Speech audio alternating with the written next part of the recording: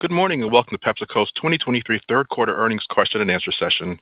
Your lines have been placed on listen only until it's your turn to ask a question. Today's call is being recorded and will be archived at www.pepsico.com. It is now my pleasure to introduce Mr. Ravi Pamnani, Senior Vice President of Investor Relations. Mr. Pamnani, you may begin. Thank you, operator. Good morning, everyone. I hope everyone has had a chance this morning to review our press release and prepared remarks, both of which are available on our website. Before we begin, please take note of our cautionary statement. We may make forward-looking statements on today's call, including about our business plans, guidance, and outlook. Forward-looking statements inherently involve risks and uncertainties and only reflect our view as of today, October 10th, and we are under no obligation to update. When discussing our results, we refer to non-GAAP measures, which exclude certain items from reported results. Please refer to our third quarter 2023 earnings release and third quarter 2023 Form 10-Q, available on PepsiCo.com, for definitions and reconciliations of non-GAAP measures and additional information regarding our results, including a discussion of factors that could cause actual results to materially differ from forward-looking statements. Joining me today are PepsiCo's Chairman and CEO, Ramon Laguarta, and PepsiCo's Vice Chairman and CFO, Hugh Johnston. We ask that you please limit yourself to one question. And with that, I will turn it over to the operator for the first question. Thank you. Once again, in order to ask a question or make a comment, please press star followed by 11 on your touchtone phone. We'll pause for a moment while we compile our Q&A roster.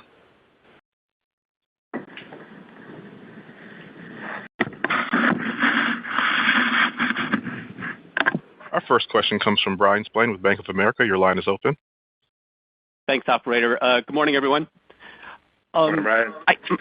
So my question is just around volume. There's been a lot of focus on that topic, not just for Pepsi, but just I think more broadly. So I know in the prepared remarks there's some commentary about a shift to small packs, but maybe Ramon, if you could touch on what was happening specifically volumetrically for PBNA in the quarter, and then kind of relative to what your outlook was for volumes coming out of 2Q, just how that might have evolved, as the quarter progressed.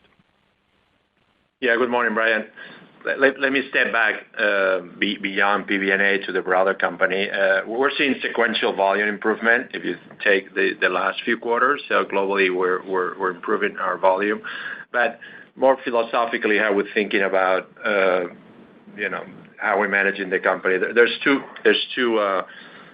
big variables that we're trying to optimize. One is consumer interaction with our brands, and the proxy we're using for that is units or specific purchasing acts. And then the other one is obviously margin for the overall business, and those are the two variables that we're maximizing. In both cases, units are growing much faster than volume, and we're seeing that you mentioned consumers moving to smaller packs. We're also, in a way, facilitating that through our pricing and mix strategy, and then we're obviously optimizing margin. That, as you saw, it was a good improvement in our margin across the company and the particular businesses that you referred to. So that's how we're thinking about volume and margin. When it comes to PBNA, we've been a bit more aggressive than in the other businesses with regards to volume optimization, and we've made some decisions, especially around take-home water, that we were able to prune some promotions that were not profitable for the business, and that has almost 2.5 points of volume impact. So that's how we're managing volume. It's clearly an important variable for us, but for efficiency in the plants and some others, but unit transaction and consumer interaction with the brands are the metric that we're trying to maximize as we're making these trade-offs between volume, net revenue and margin expansion. Thank you. One moment for our next question.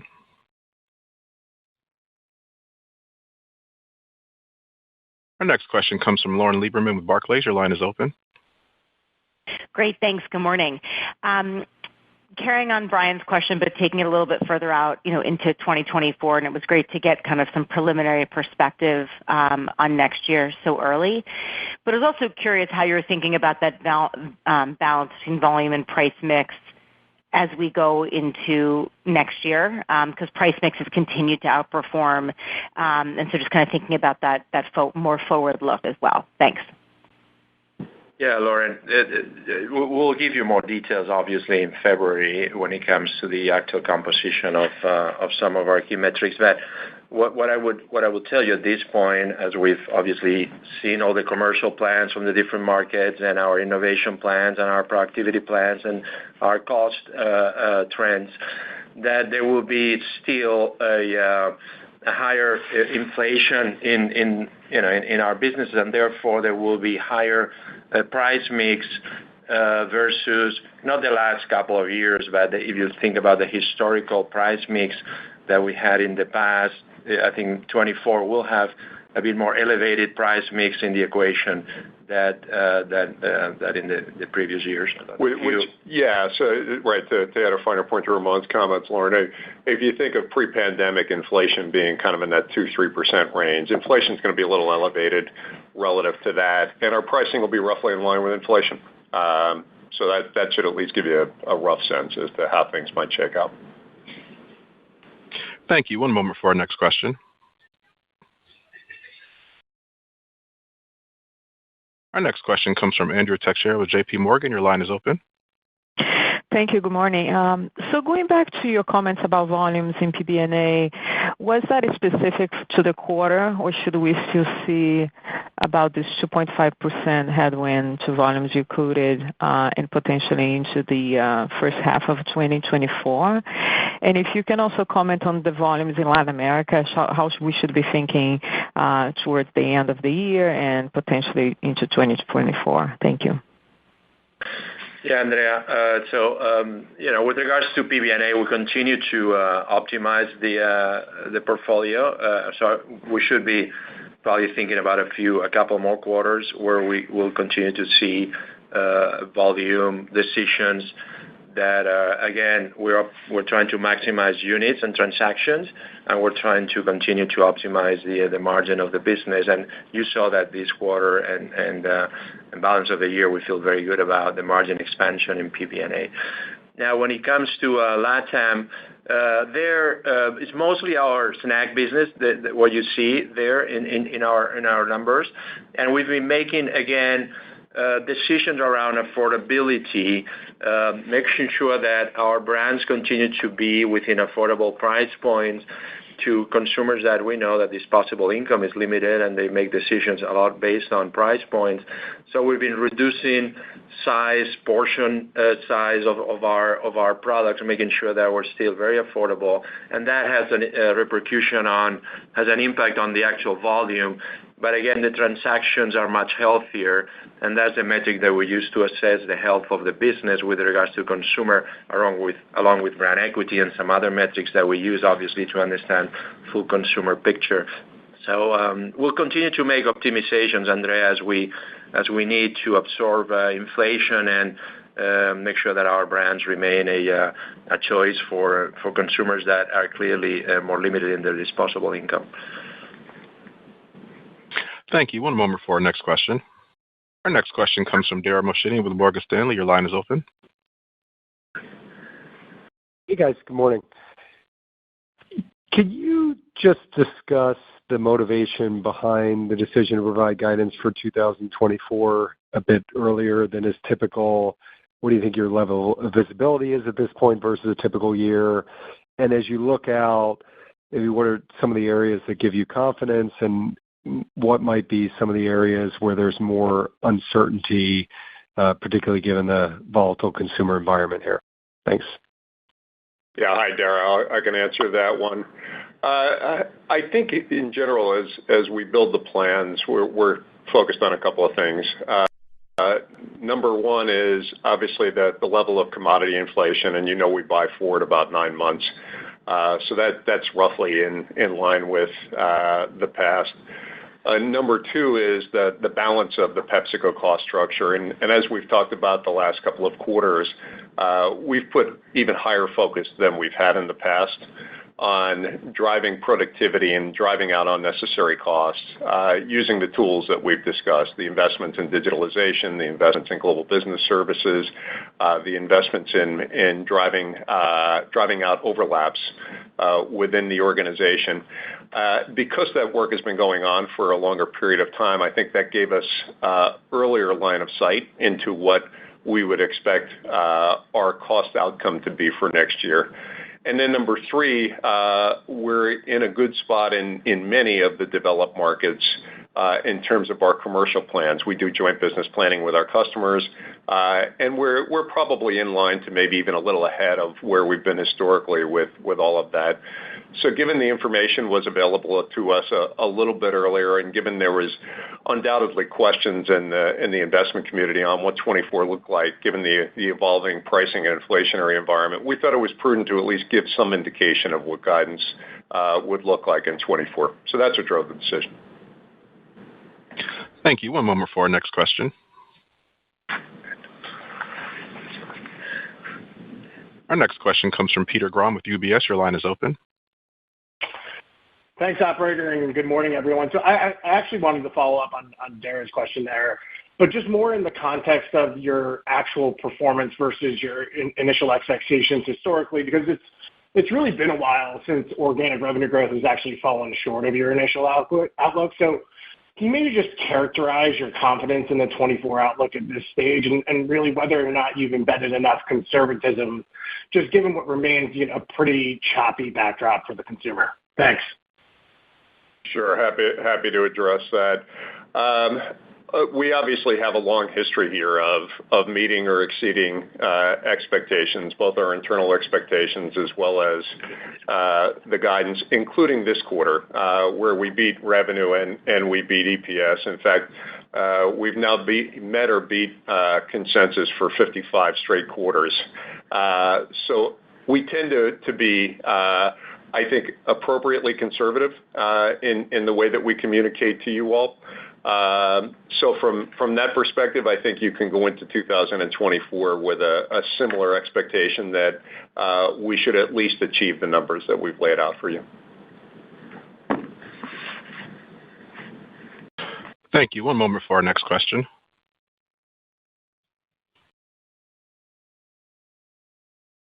Our next question comes from Nik Modi with RBC Capital Markets. Your line is open. Thank you. Good morning, everyone. Hugh, I was hoping maybe you can just provide some of the macro underpinnings that kind of go into your 2024 viewpoints at this point. Just would love to kind of get your state of the union on the consumer, the economy, kind of how you guys are thinking that'll shape up as you go through 2024. Thanks. Sure. Why don't I start, and then Ramon, obviously, you're super deep on the consumer as well, but I'm happy to start on this one. Number one, I do think that we see the consumer right now being more selective, and you see it in a variety of ways, right? You see some trade down in terms of channels of trade that they're purchasing products in. You see some orientation toward value. At the same time, the things that I usually look at with the consumer to detect whether there's high stress, we see good results in there. Number one is the convenience store channel. Typically, when gas prices are up and consumer incomes are stressed, you see revenue in those channels under stress as well. For Q3, we saw revenue up 5% in beverages and 8% in foods in the convenience channel. Number two is food service. That's also typically a leading indicator. That's still growing double digits. So I think we've gone into the year with an approach that says, given all that I laid out during Dara's question, we expect the consumer to continue to be cautious, and to the degree that they are worse than that, we've got cost plans in place that we would use to mitigate whatever challenges we face. But we think our revenue outlook accommodates an increasingly cautious consumer next year. Yeah, and the other thing I would say is all the long-term structural tailwinds of our categories will continue. If you think about urbanization, demographic shifts, lifestyles, etc., that have been driving our snacking categories or beverage category. The move from unpackaged to packaged, all those things will continue, and they drive a lot of our confidence in our categories. Then obviously we have almost completed by now our innovation plans, our commercial plans, I think we got better at affordability and premiumization of our portfolio. So we think our share of market will be good next year as well. So that's what's driving our kind of confidence for next year. Thank you. One moment for our next question. Our next question comes from Bonnie Herzog with Goldman Sachs. Your line is open. Again, Bonnie Herzog, your line is open. If you have a question, go ahead and ask it. It looks like they didn't have a question. Do you want me to go ahead and move on to the next person? Yes, please. Okay, sure thing. One moment. Our next question comes from Chris Carey with Wells Fargo. Your line is open. Hi, good morning. Hi, Chris. The inflation got a bit worse quarter-over-quarter in the PB&A segment specifically, whereas in the rest of the segments, the trend is for continued easing.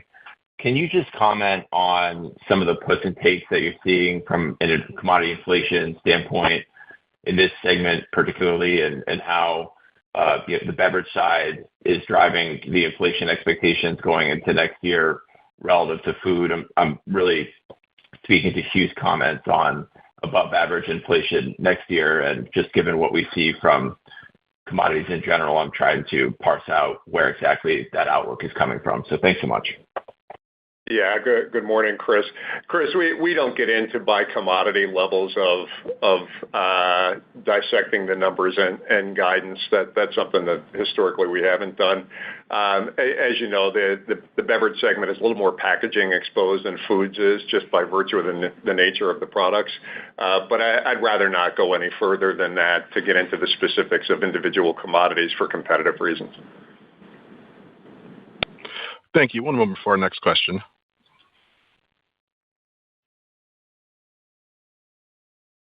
Our next question comes from Robert Ottenstein with Evercore ISI. Your line is open. Great. Thank you very much. I just want to shift a little bit more kind of to the long term. And I was just wondering if you can kind of give us a sense of the vision, your vision for the business, the beverage business and the food business in the U.S.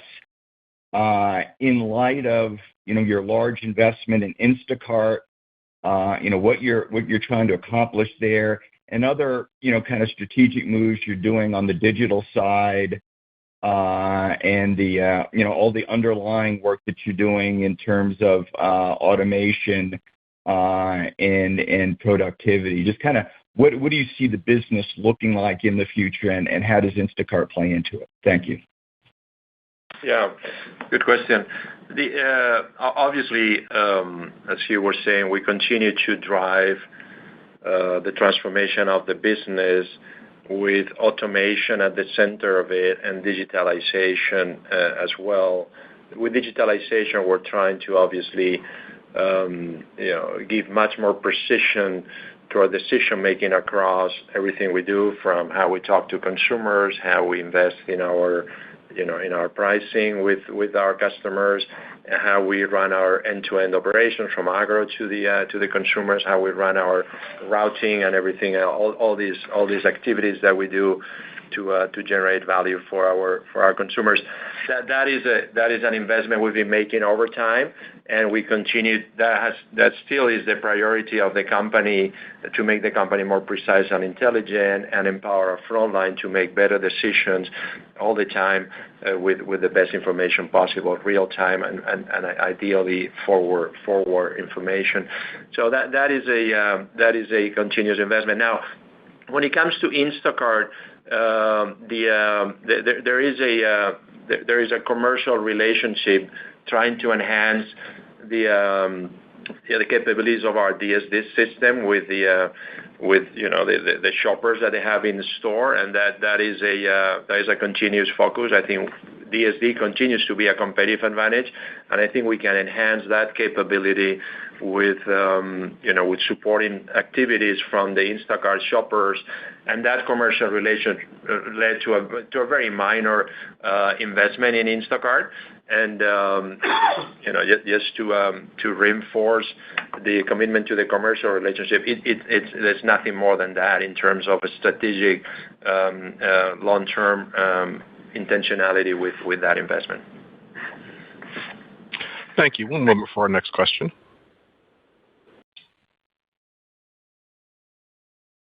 Our next question comes from Stephen Powers with Deutsche Bank. Your line is open. Hey, thanks. On two questions, if I could. One, just following up on the 24 outlook.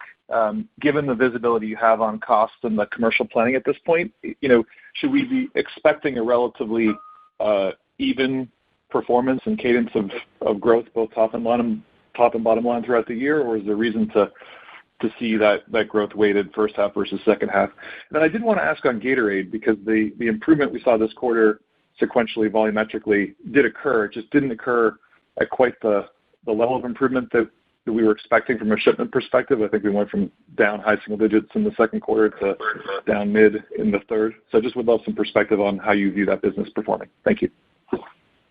Good. Listen, we will not go into more details on 24. We'll cover that in February in due time. When it comes to Gatorade, we're very pleased with the G2DSD or the movement of Gatorade to the DSD platform over the summer. We're seeing sequential improvement in the performance of the brand, better performance in August that we saw early in the summer, et cetera. Inventory on display and number of secondary locations, et cetera. So that move is working. On the velocity of the brand, we also saw that the brand is improving its velocity. It is true that the emergence of Prime in the category took some share from Gatorade, less than other brands in the category, or less proportionally to the size of the brand. But I would say Prime impacted Gatorade in a way, some transactions during the peak of the season. We're seeing that the size of Prime in the category getting smaller as we go into the fall, which gives us very good optimism that with the new infrastructure we have with our DSD business, some of the innovation with G-Fit, Gatorade, G-Zero, our powders and tablets that are being very well received by consumers, that we have a very good we're going to have a very good 24 for Gatorade. So we have a stronger foundation to go into next year with potentially weaker competition, but obviously I don't know what their plans are. Thank you. One moment for our next question. Our next question comes from Filippo Falorni with Citi. Your line is open. Hey, good morning, everyone. So clearly there's been a lot of concern in the market around the adoption of GLP-1 drugs in the U.S. and the potential impact on your business. So maybe can you comment a bit of what you've seen so far based on your consumer studies, both on the beverage and food side, and how you're thinking that can evolve over the next couple of years, changing consumer behaviors? And then from a Pepsi specific standpoint, what changes can you make to adapt your portfolio to these new consumer preferences that could emerge if the adoption is greater than? Thank you. Thank you, Filippo. Good question. Listen, obviously we're looking at this along with many other positive and negative potential risks for our business, our category. So far, the impact is negligible in our business. Overall, if you take global consumption, there's obviously a lot of question marks with regards to these obesity drugs when it comes to medical testing or scalability of the usage of this, or what is the impact really on consumer choices. So a lot of question marks. we continue to believe that all the structural positive trends that we had to our categories remain. I referred to that earlier in the conversation. So we're seeing urbanization as a big driver of adoption of our categories. We're seeing middle class development. We're seeing lifestyle and the people snacking to eat, so meals becoming more mini meals and much more unstructured during the day, being a big driver of our categories, both beverages and snacks. So we're seeing a lot of tailwinds that will continue to drive our categories. Of course, we're observing, the growth of these new drugs and its potential impact. The other thing we're looking at is our strategy sound when it comes to portfolio transformation, and everything we've been doing for the last 5-6 years when it comes to reducing sodium, reducing fat, reducing sugar, reducing the portions of our products, adding some new cooking methods to our snacks. Those are all very positive trends that will help us pivot the portfolio if needed in the future. We'll continue to do it, obviously. It's one of our key strategic pillars. So again, negligible impact today. A lot of these structural trends that are in our category, I think, remain very solid, and even we see them accelerating. And our portfolio strategy, we think, is very solid when it comes to a potential protection against some of these future developments 5-10 years from now. Thank you. Our last question comes from Brett Cooper with Consumer Edge. One moment. Good morning. Question for you on the North American beverage business. You've said in the past your goal is to hold share in that business. When you begin to add things like Celsius as an organic business, I'd just love to hear how you assess the beverage performance. Are you still looking to hold share with the own portfolio, or do distributed brands have a component to hold share? Thanks. Yeah. Sorry, we missed a little bit of the question, but hopefully we got what you're trying to ask. Celsius obviously is part of our energy drink strategy. We said we had multiple pillars, and our ability to distribute in our system some third-party brands is part of that strategy.